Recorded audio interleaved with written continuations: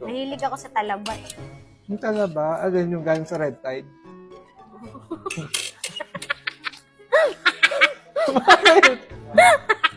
Uy, pero delikado, hindi ka dapat kakain ng seafood or kahit anong laman dagat na pagka may red tide alert dun sa lugar. Kasi nakakalason yun, pwede kang ikamatay yun. Kaya pala, muntik na akong mamatay nung nakaraan. Dahil, Ayun, di ba yung kanaan ko, yung tahong? na red tide ba yun? Feeling ko. Tingnan mo umuulon. Hindi din, ayun nga. Mulan nga. Ano, May tutuloy ka pa? windbreaker ka? Ay? Windbreaker. Windbreaker. May windbreaker. Alamin ko yun. Pwede. Pero bawal mo mabasa. Parang tanga naman. Eh, paano ko susuotin kung hindi mababasa? Sira ulo pala to eh. Mm. What the delicious. Mukhang,